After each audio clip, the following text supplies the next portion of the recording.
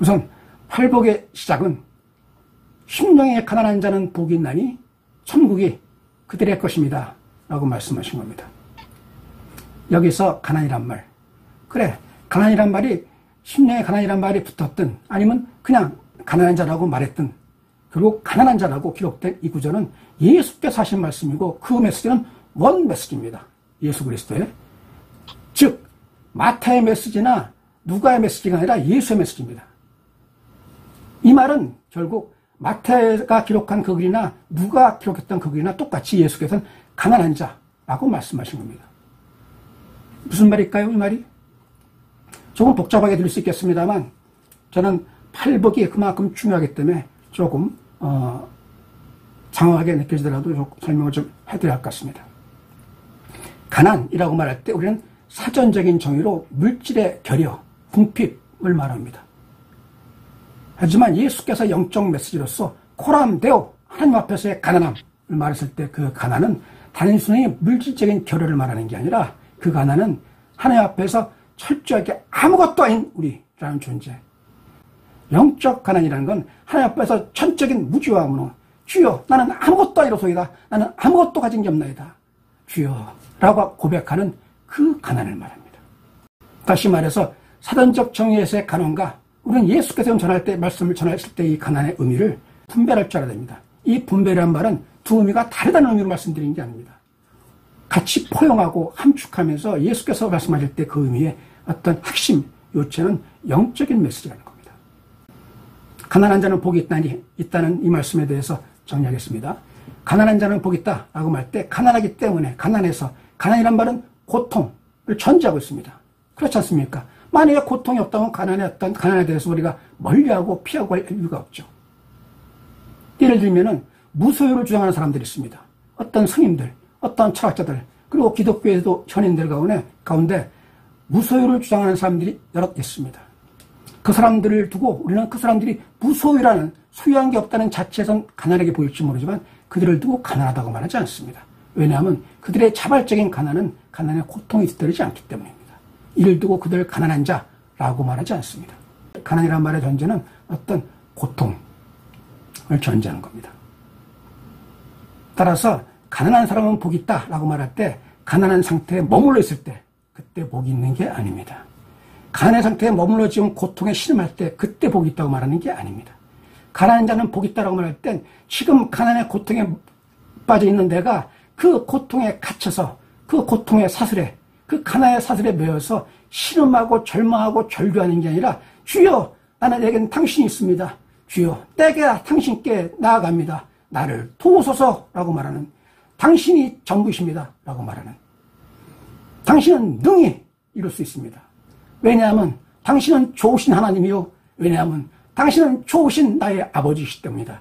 이렇게 고백하며 나아갈 때 주께서 그를 안으시고 품으시고 그에게 은혜를 베풀어 주신다는 진정한 고백으로 주께 나아갈 때 그 가난의 고통에서 벗어날 수 있다는 그 말 역시 어느 날 갑자기 수리수리 마술이 뚝딱 해서 하늘에서 돈다발을 떨어뜨린단 말은 물론 아닙니다. 그런데 이에 대해서 바울 사도가 말했습니다. 그리스도인은, 우리 하나님의 자녀 믿는 성도는 잘 들으십시오. 세상 사람들이 보기에, 세상이 보기에 아무것도 없는 자 같으나, 아무것도 없는 거렁뱅이 같으나 진정 모든 것을 가진 자로다 말했던 바울의 고백을 기억하십시오. 이것입니다. 가난한 자는 복이 있다라고 말할 때 세상이 보기에 비록 나는 초라하고 누추하고 아무것도 갖지 못한 자처럼 보이나, 그래서 조롱 멸시하고 그런 대상처럼 보일 수 있으나 아니다.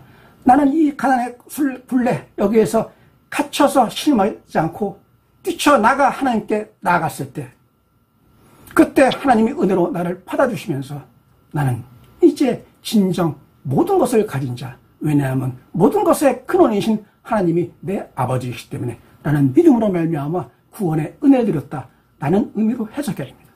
가난한 자는 복이 있나니 천국이 그들의 것입니다 라고 말할 때는 영적 메시지요, 영적 메시지는 가난한 자가 자신의 무지와 무능을 고스란히 인정하고 하나님께 나아갈 때, 그때 하나님의 자녀로서 세상의 어떤 왕의 아들, 왕자보다 더 존귀한 하나님의 자녀, 하나님의 왕자로서 우리는 당당히 모든 것을 가진 자의 그 충만한 어떤 기쁨과 은혜를 누려야 할 것입니다. 자, 아멘. 두 번째로 애통하는 자는 복이 있나니 라고 기록되어 있습니다. 애통하는 자, 어떤 자를 말합니까? 애통이란 말 뜻은 말 그대로 말하면 슬퍼하며 아파한다는 말입니다. 슬퍼하고 아파하는 거 고통 아닙니까? 근데 고통스러운 자는 복이 있습니까? 속된 말로 사람 놀리는 겁니까? 놀리는 것처럼 들려요, 실제로. 어떤 사람이 너무 힘들어서 나 힘듭니다 라고 할 때 이런 식으로 말하는 거. 그게 복이야? 고난이 복이야? 라고 말하는 거야. 나는 지금 아파 죽겠는데 말하는 그 사람은 지금 정말로 절규하고 있는데 겉으로 드러내지 못하지만 마음속으로 지금 울부짖고 있는데 고작 한다는 소리가 그게 은혜야? 그게 고난이야? 그럼 그렇게 말해야죠. 네가 똑같이 겪어봐 라고 할 때 뭐라고 할까요? 애통하는 자는 복이 있다는 게 애통 그 자체에 갇혀서 가슴이 찢어지는 그 슬픔과 고통을 느끼는 그게 복이라고 말하는 게 아닙니다. 가난한 자는 복이 있다라고 말할 때 가난이라는 게 아무것도 없는 자 같으나 하나님 아버지로 말미암아 나는 정작 모든 것을 가진 자입니다 라고 고백인 것처럼 그것이 진정한 복이요 그들이 하나님 나라 그들의 것임이라고 말씀하신 것처럼 애통하는 자는 복이 있다 라고 말씀하실 때 이 애통은 애통의 그 사슬에 갇혀 있을 때 슬픔과 고통의 사슬에 갇혀 있는 그게 복이라는 말은 결코 아닙니다. 억지로 그냥 문자적으로 해석해서 짜맞추는 해석과 적용은 피해야 됩니다. 그러면서 많이들 이렇게 말하는 거예요. 애통하는 사람 지금 힘들어서 아파하고 울부짖는 사람한테 그게 복이야. 성경에 그러잖아. 애통하는 자가 복이 있다고. 라고 말하는 건 성경에 대한 해석의 오류를 넘어서 또 다른 상처를 안기는 폭력이 될 수 있습니다. 그렇잖아요? 진실성이 없는 어떤 거짓 위로는 때로는 더 깊은 상처를 안깁니다. 애통이라는 말, 이 말은 아파하고 슬퍼하다 이 말의 처음 어떤 사용의 사전적인 정의는 이 역시 사전적인 정의에서 애통은 아파하고 슬퍼하다라는 이 사전적 정의의 애통은 다름 아닌 내가 매우 사랑하는 사람과의 사별을 두고 한 말이었습니다. 그때 느끼는 그 처절한 그 아픈 슬픔을 말했던 게 애통이었습니다.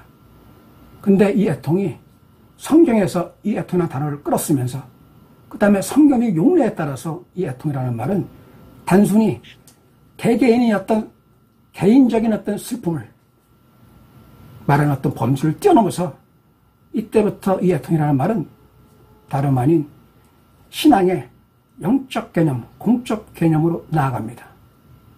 애통하는 자는 다름 아닌 자신의 죄를 자각하고 내가 죄인이다. 내가 실로 하나님 앞에서 무서운 죄를 범했다. 라고 하는 자신의 죄를 자각하고 그 다음에 이 죄를 지은 자에게는 공의 하나님이 마땅히 심판이 있고 그 심판은 너무도 두렵다는 걸 인식하고 그 다음에 그 죄로 인해서 내가 나의 그 죄로 인해서 고통스러워하며 아파하며 매우 슬퍼하는 것 그것을 애통하는 자라고 말한 겁니다. 근데 여기에서 애통하는 자는 복이 있다라고 말할 때 애통하는 자는 다름 아닌 이렇게 자신의 죄를 자각하고 그 죄의 무서움과 그 죄의 결과에 대한 어떤 그 아픈 그 슬픔을 말하는 이 애통이 복이 있기 위해서는 하나의 전제가 됩니다.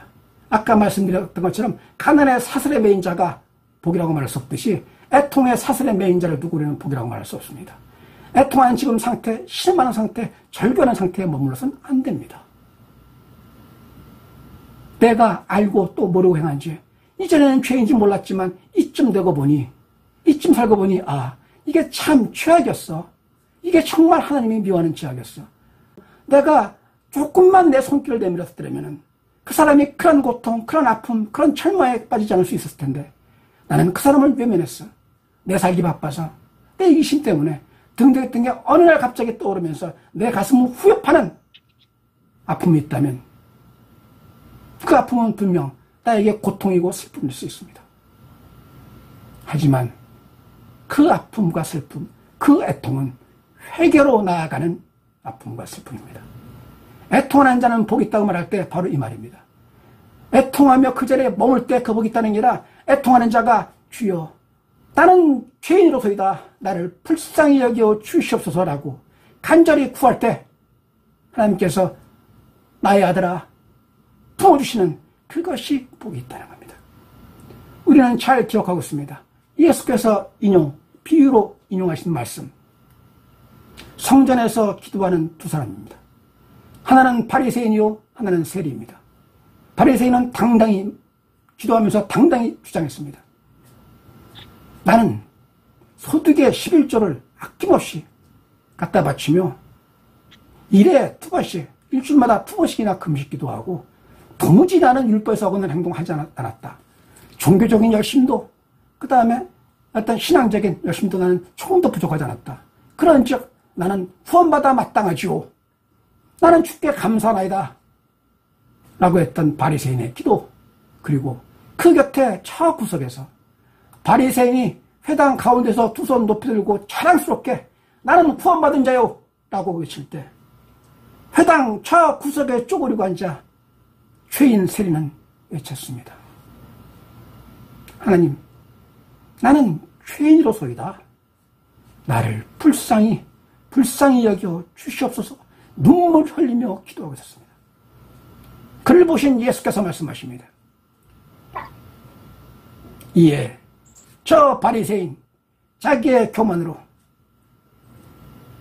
마치 이미 구원받은 양, 자기의 종교적인 행위만으로 구원받은 양 말하는 저 바리새인이 아니라 지금 자신의 죄를 자복하고 그 죄로부터 회개하며 하나님의 사랑과 은혜를 강구하는 저 세리에게 구원이 있다.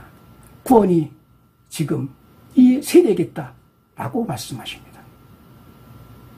이 구절에서 우리는 애통하는 자에 머문 게 아니라 애통하며 하나님께 나아갈 때 주여 나를 받아 주시옵소서.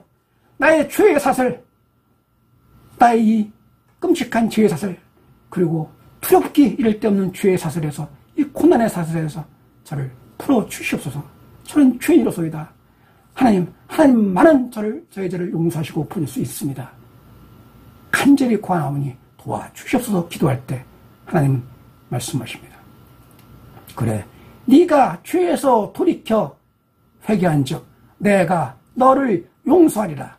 그때 비로소 구원의 복, 주께서 말씀하신 영적인 복, 그 복을 누리는, 진정한 복을 누리는 자가 된다는 그런 말씀입니다. 오늘 마태복음의 8복 중에서 가난한 자 그리고 애통하는 자 두 개 말씀드렸습니다. 나머지는 다음 시간에 말씀드리기로 하죠. 마치겠습니다.